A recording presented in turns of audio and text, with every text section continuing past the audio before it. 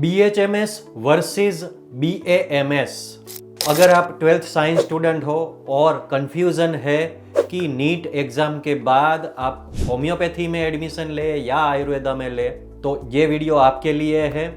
Welcome to Docthub. I am doctor Sandeep Patel, founder and CEO at डॉक्टहब।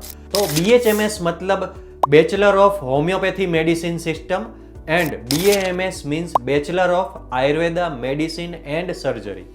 दोनों ही course 4 साल का कोर्स है, 1 साल की इंटर्नशिप, तो 5 से 5.5 साल का कोर्स करिकुलम है। अब होम्योपैथी करने के बाद क्या ऑप्शंस है और आयुर्वेदा करने के बाद क्या क्या ऑप्शंस है। अगर आपने BHMS किया है, होम्योपैथी कंप्लीट किया है, तो आप होम्योपैथी क्लिनिक या प्रैक्टिस कर सकते हैं। उसमें आप MD होम्योपैथी भी कर सकते हैं, फर्दर मास्टर्स डिफरेंट सब्जेक्ट में। और कॉमनली जो अभी ग्रेजुएट्स है, जो मोस्टली जो जॉब कर रहे हैं BHMS के बाद, वो करते हैं एज ए क्लिनिकल असिस्टेंट और फिजिशियन असिस्टेंट पे, और मेडिकल ऑफिसर की जॉब करते हैं हॉस्पिटल्स में, क्लिनिक्स वगैरह में। अब BMS के बाद क्या क्या ऑप्शंस है। आयुर्वेदा कंप्लीट करने के बाद ऑफ कोर्स आप आयुर्वेदा क्लिनिक अपना खुद का कर सकते हैं। आप एग्जिस्टिंग आयुर्वेदा डॉक्टर को ज्वाइन कर सकते हैं, उनके असिस्टेंट डॉक्टर, एसोसिएट डॉक्टर।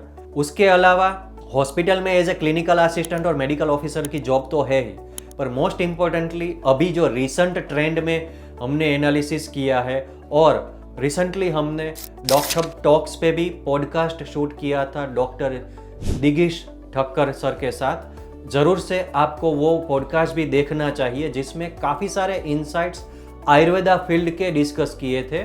और आने वाले 5-10 सालों में वो ट्रेंड बढ़ने वाला है, क्योंकि ग्लोबली बाकी कंट्री में आयुर्वेदा की डिमांड बढ़ रही है।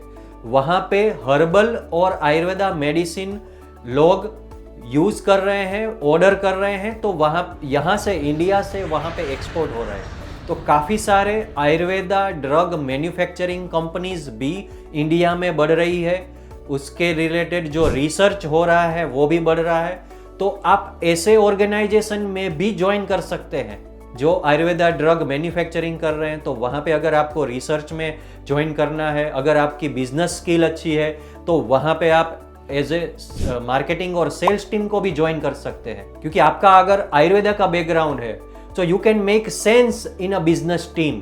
आप उनको लीड कर सकते हो, उनकी सेल्स टीम को। ये सारी अपॉर्चुनिटी है। तो और अगर आप मुझे पूछोगे कि मैं कौन सा चूज करूंगा, तो आज की डेट में मेरा ओपिनियन ये रहेगा कि मैं BAMS मतलब मैं आयुर्वेदा फील्ड को चूज करूंगा पहले, rather than going for BHMS, just because of this recent trend. और उसमें जो नए करियर अपॉर्चुनिटीज बन रहे हैं आयुर्वेदा में, ओवरऑल इंडस्ट्री में, तो वहाँ पे मैं कहूँगा कि आयुर्वेदा को पहले प्रायोरिटी देनी चाहिए। पर हाँ, ये अल्टीमेटली आपका डिसीजन है।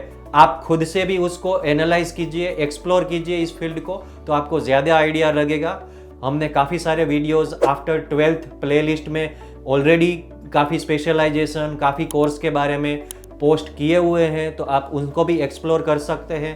तो आपका जो डिसीजन मेकिंग डायलेमा है, हम उसको शायद सोल्व कर पाएंगे।